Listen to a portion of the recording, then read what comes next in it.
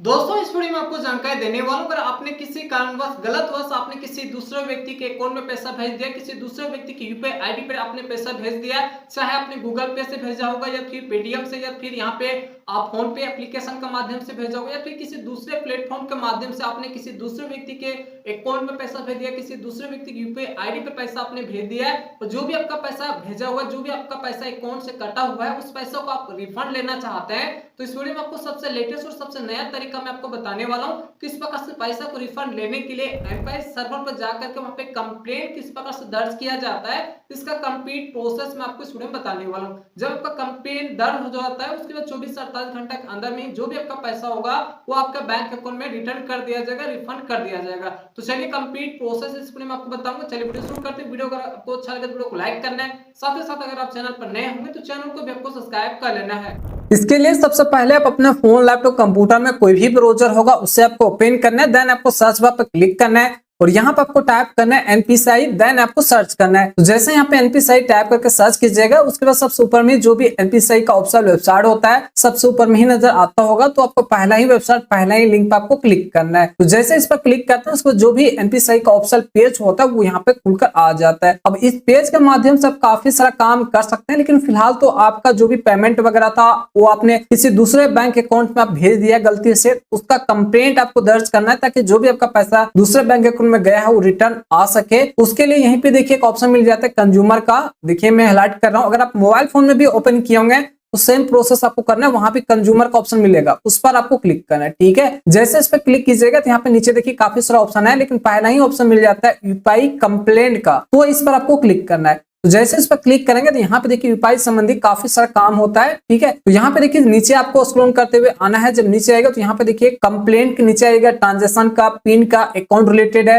Registration का, SMS का, login का, अदर भी यहाँ पे कंप्लेंट मिल जाता है। तो फिलहाल आपका ट्रांजेक्शन रिलेटेड ही इशू है तो आपको ट्रांजेक्शन पर आपको क्लिक करना है। तो इस पर मैंने क्लिक किया। जैसे इस पर क्लिक करते हैं तो यहाँ पे देखिए इस फॉर्म को आपको फिलअप करना होगा। सभी जो भी यहाँ पे डिटेल आपसे मांगा जा रहा है उस डिटेल को आपको सही सही आपको फिलअप करना है। तो सबसे पहले यहाँ पे ट्रांजेक्शन नजर आता होगा, नेचर ऑफ ट्रांजेक्शन, इस पर आपको क्लिक करना है। देन यहाँ पे पर्सन टू पर्सन यहाँ पे नजर आता है, पर्सन टू मर्चेंट, दोनों में डिफरेंस क्या वो समझ लीजिए। अगर आप किसी दूसरे व्यक्ति के बैंक अकाउंट में पैसा भेजे हैं, चाहे आपने अकाउंट नंबर से भेजा हो या यूपीआई नंबर से भेजा होगा, तो आपने पर्सन टू पर्सन सेंड किया तो आपको पर्सन टू पर्सन वाला ऑप्शन आपको सिलेक्ट करना है। या तो फिर अगर आपने किसी दुकान पर जाकर के या फिर किसी बड़े जो शॉप होता है वहां पर जाकर के अगर आपने पेमेंट किया होगा, ठीक है, गलती से मर्चेंट के पास पेमेंट हो गया होगा, जो बड़े बड़े दुकानदार जिनके पास शॉप वगैरह होता है वो मर्चेंट होते हैं, उनके पास अगर आपने गलती से पेमेंट किया है तो फिर आपको पर्सन टू मर्चेंट आपको सिलेक्ट करना है। तो बेसिकली यहाँ पे पर्सन टू पर्सन है, तो यहाँ पे पर्सन टू पर्सन मैंने सिलेक्ट किया। देन यहाँ पे इश्यू पर आपको आना है, यहाँ पे सिलेक्ट पे आपको क्लिक करना। अब यहाँ पे देखिए काफी सारा यहाँ पे प्रॉब्लम का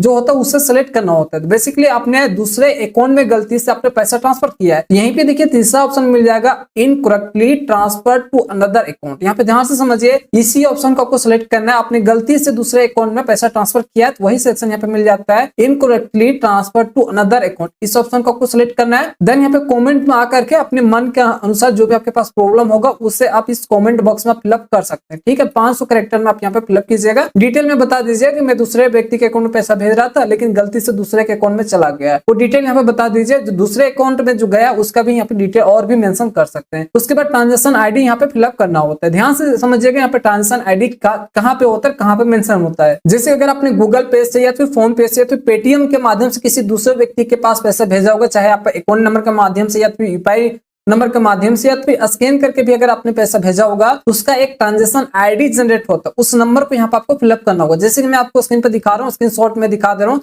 कुछ इसी प्रकार से आपका भी ट्रांजेक्शन आईडी नंबर होगा, आपका अलग होगा। तो जो भी आपका ट्रांजेक्शन आईडी नंबर होगा उससे आपको मेंशन करना है। देन यहाँ पे बैंक नेम, यहाँ पे जिस भी बैंक में आपका खाता है उसी बैंक को आपको सिलेक्ट करना है। आपका जिस बैंक में आपका खाता होगा उस बैंक को यहाँ पे आपको सिलेक्ट करना है। ठीक है, आपका जिस बैंक में खाता होगा उसी को सिलेक्ट कीजिए। तो मैंने यहाँ पे सिलेक्ट किया। देन यहाँ पे जो भी आपका यूपीआई आईडी होगा, जिस यूपीआई आईडी से आप पैसा भेजे होंगे, अगर आपने यूपीआई आईडी से पैसा भेजा होगा तो यूपीआई आईडी यहाँ पे मेंशन करना है। अगर आपने अकाउंट नंबर से भेजा होगा तो कोई दिक्कत की बात नहीं, या फिर स्कैन करके भेजा होगा तो यहाँ पे कुछ फिलअप करने करने की जरूरत नहीं। अगर आपने यूपीआई आईडी भेजा है तो फिर यहाँ पे आपका जो भी यूपीआई आईडी होगा वो आपको फिलअप करना है। देन नीचे आना, यहाँ पे अमाउंट आपको फिलअप करना है। आपने कितना आपने गलत पैसा ट्रांसफर किया, कितना आपका पैसा ट्रांसफर हुआ है गलत अकाउंट में दूसरे अकाउंट में, वो अमाउंट यहाँ पे डाल देना है। डेट ऑफ ट्रांजेक्शन यहाँ पे किस डेट में हो वो डाल देना है। आपका जो भी ईमेल आईडी होगा वो डाल देना है। देन जो भी आपका रजिस्टर्ड ईमेल मोबाइल नंबर है, ठीक है, वो आपको डाल देना, जो भी आपका बैंक अकाउंट के साथ आपका लिंक हो गया। तो अगर आप फोन पे, गूगल पे या पेटीएम चलाते होंगे उसके साथ जो mobile number email ID link है वो भी यहाँ पे डाल सकते हैं। उसके बाद यहाँ पे आपको चूज फाइल पर जाकर के डॉक्यूमेंट आपको अपलोड करना होगा। तो बेसिकली जो भी आपका ट्रांजेक्शन हुआ है, ट्रांजेक्शन का जो हिस्ट्री है, ठीक है, हिस्ट्री में जहाँ पे आपका जो भी ट्रांजेक्शन आईडी नंबर वगैरह होता है वो यहाँ पे शो होता है, उसका स्क्रीनशॉट लेकर के